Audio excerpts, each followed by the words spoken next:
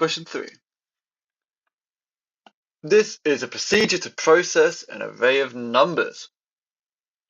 And we're given the input, and we are asked to list the array after the while loop has been executed once. So let's just trace through it, I suppose. We've got an I, and I is currently the length of the list minus 1, 1, 2, 3, 4, 5, 6, so I equals 5, and we've got flag equals true. And then we're doing this loop. Can we get into this? Yes, we can, because we're bigger than 0 and we're 2. Oh, flag has now been updated to false, and now we're going to start doing some stuff. So let's have our list defined here, but we're also going to need some variables. So our list is currently, what is it, 19, 10, 21, 7, 26, 16. Okay, and what you might recognize here is, so we're going from 0 to 5, and we're basically comparing if, well, j is 0, or so element 0 and element 1. If 0 is bigger than 1, hopefully you'll recognize this as a swap. So let me do a brief swap example explaining how it works, and then we can do that a little bit quicker. Okay, so for example, list j, or let's just, yeah, no, I'll do j. So this j was 19, j plus 1 was 10. So the position j is 19, position j plus 1 is 10, but in reality, we're in position 0 and position 1, just to be really clear.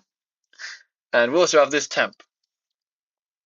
Well, I'm going to put j into temp.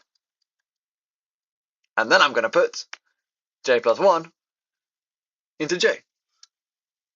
So you've now been plugged in there. And now I'm going to plug temp into j plus 1. So I'm going to plug you here. Hopefully you can then see we've swapped 19 and 10.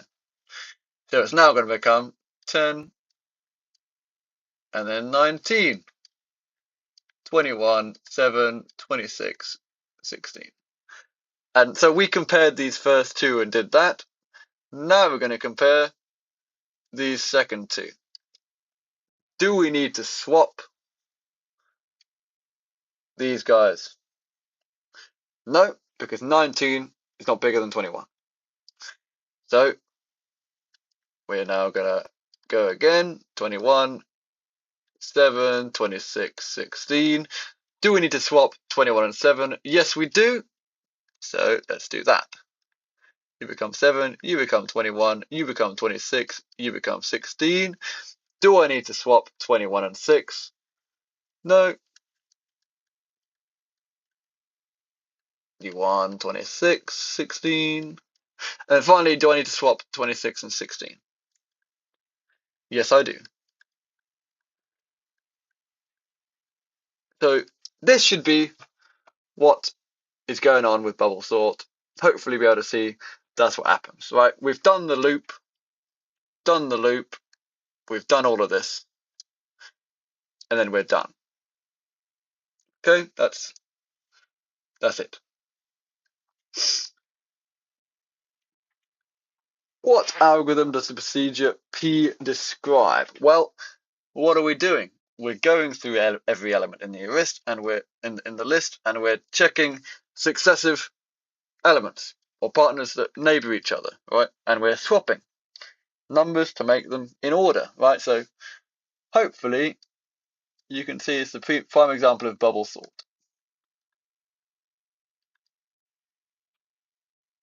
What is the purpose of the flag in this procedure? Well, okay, I didn't pay too much attention to the flag in the previous one, but let's do it now. So after we've done a swap, flag is set to true.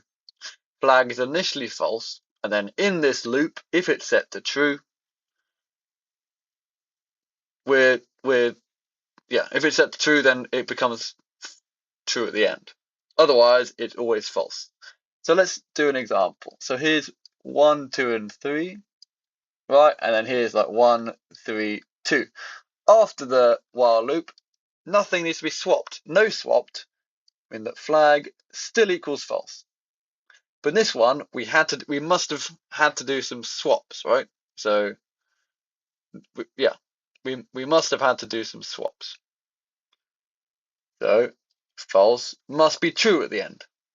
Now, when we go back to this while loop to see if we need to do another pass or not, we'll then find out, right? If we don't need to do another pass,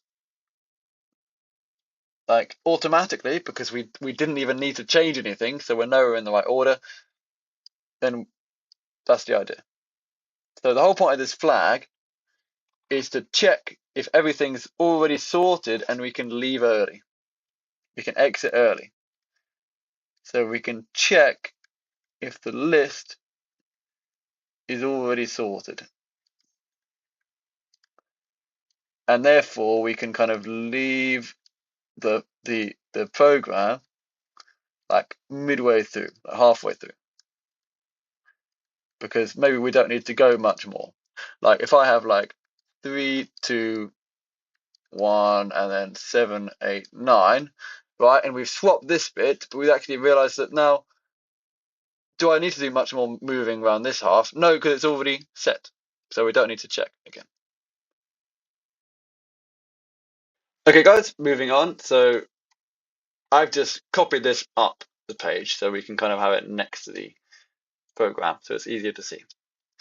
Our list is 2, 5, 8, 12, 16. So let's put that in. And I want you to do is just do the algorithm, basically what we did anyway last time. So we're just going to do it, but in a table base now as well. So our list was currently 2, 5, 8, 12, 16. And we're just going to get through it. So that's our list A. What is I? Well, it's going to be the length of list A minus 1. 1, 2, 3, 4, 5. So I is going to become 5 minus 1, which is 4. Flag is immediately set to true. J, well, let's go through now. So while I is greater than 0 and flag is true, do we meet this condition? Yes. Flag is now immediately false. So because we've updated this line, we're now moving on to this next line here. Okay. So we've changed this flag, so our next line then becomes here. So if the first element of list J is greater than the second element of list A, first element of list A is greater than the second element of list A, then we can do something. Are these greater than each other? No. So we don't need to do anything. So what's going to happen? Well, this doesn't happen. So we skip this completely. And then all we do is we decrease thing. Oh, sorry, we need to set J currently is equal to 0, right? Apologies. And let me add this in, sorry. Because J0 is 2. And then J, the next one on, is 5. So then we're moving along and J just keeps going up, right? Because that's how the for loop works. So now J is 1, so this becomes a 5, and now we've moved up. This is the J, so this is the J plus 1. 8. J is going up again. Okay? And remember, we're doing this J until we get to I minus 1. So until we get to 3. So we need to bear that in mind. So this becomes 8 and you become 12. And now we've gotten to 3. So we're then going to stick in 12 because that's where 3 is. And we do the next one along, which gives us 16.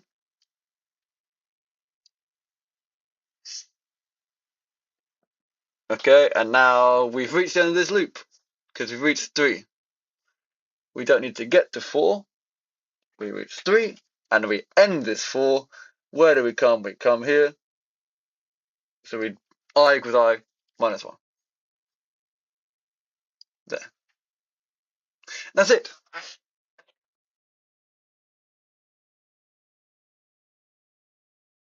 And then the next part, how many times is while loop executed? Well, what's going on with it? How many times do we do the loop? We did this while loop. Did we do any flagging? No. This loop was never entered, and therefore flag was false the entire time, because flag was never updated. Therefore, when we get back up to the top again, I is greater than 0, cool, and flag equals true. No, flag does not equal 2. True. Flag still equals false. So therefore we're not met, and the while loop's only executed once. It also makes sense because this list's already sorted, so we don't need to do it again. So you can quite happily say 1.